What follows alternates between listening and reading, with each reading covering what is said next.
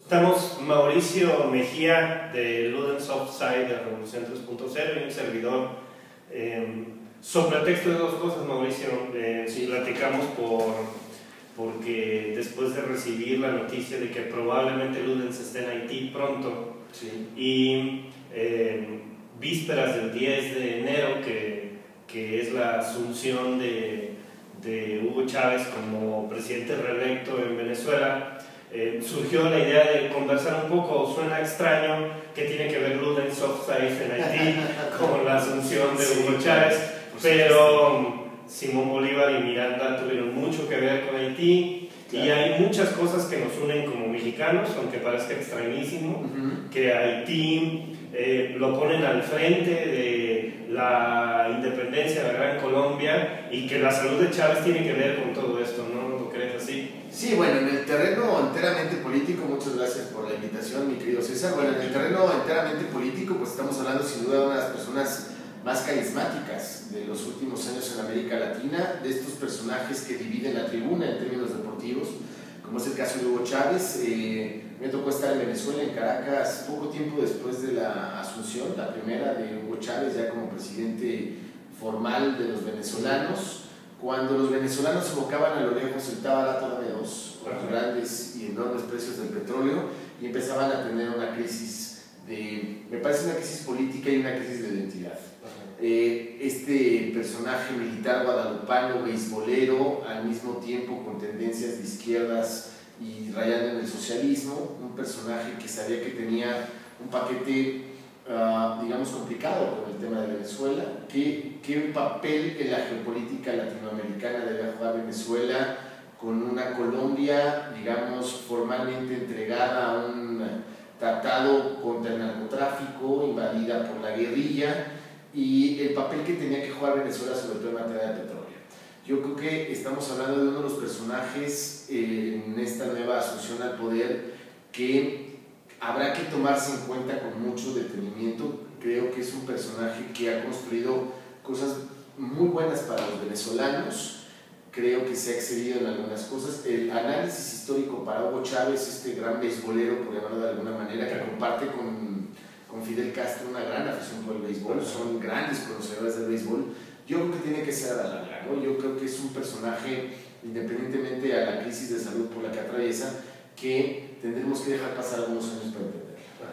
Bueno, además la coyuntura de su salud también nos mete un poco en el bote pronto de tener que hablar algunas cosas que, como tú dices, tendrán que ser a la larga. En realidad, en aquel 99, por allá, cuando Hugo Chávez gana, inicia un proceso en Centro y Sudamérica de gobiernos progresistas, por llamarlos de alguna manera, o de ciertas izquierdas que decantan en ahora el 83% del territorio latinoamericano gobernado por la izquierda, ¿no? Anteriormente veníamos del plebiscito en donde se votaba sí o no con Pinochet, que es donde empieza a entenderse esta nueva democracia progresista en América Latina. Nosotros como vanguardia, los mexicanos como vanguardia, había ganado en el 88 Cuauhtémoc Cárdenas, no reconocido por Salinas de Gortari, pero después es Hugo Chávez el que llega y cambia la historia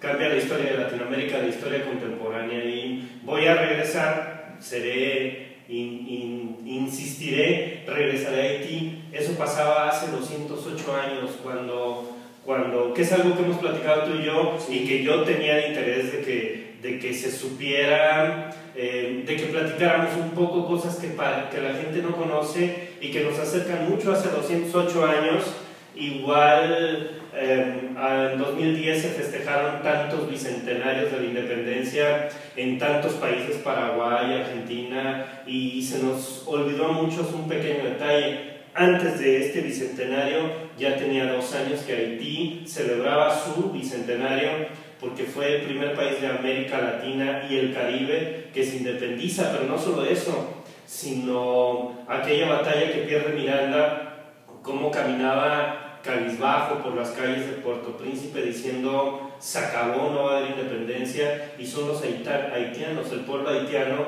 que de su bolsa saca dinero y coopera para que regresen Miranda y Simón Bolívar consiga el sueño de la independencia, ¿no? Sí, exactamente, los textos que Simón Bolívar ha dejado y que, pues bueno, de alguna manera la editorial Ayacucho los tiene muy claros en una colección muy importante que yo creo que debemos revisar. Lo que dices es muy cierto.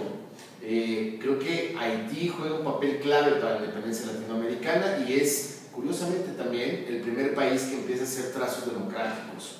Digamos que aquí hay un punto de unión muy interesante. Los venezolanos se sienten muy orgullosos de hacer los primeros trazos democráticos en un país latinoamericano, con Miranda, con Bolívar, y digamos que formalmente son los primeros que hacen un trazo político del futuro de una nación hacia la democracia. Hace 30 años, por ejemplo, hace 40 años que México pierde en Haití, o que hace más bien México pierde contra Trinidad y Tobago y califica a Haití, logra su clasificación 4-1, ¿no? 4-1, y hablaban de la maldición de Puerto Príncipe, ¿no? Haití no solo va al Mundial de Alemania en 74, lo cual era muy asombroso para el mundo, sino que le mete un gol a Dinosov después de que Dinosov había pasado una gran cantidad de partidos invicto. Hay una historia maravillosa cuando Dinosov a delantero de Haití le regala su camiseta porque le había roto justamente lo invicto. Gana al final de cuentas 3-1 ese partido, pero ¿qué significa Haití? Nosotros queremos regresar con balones para poder ayudar a ese país tan desigual, ese país tan pobre que es Haití. Yo creo que lo que significa Haití es la apertura del signo de interrogación sobre la democracia y la independencia en América Latina y el signo de interrogación que no se ha cerrado. Todavía las huellas de la colonización francesa, digamos, el abuso de los Estados Unidos, el abuso de los países latinoamericanos y el olvido, me parece que están muy claros.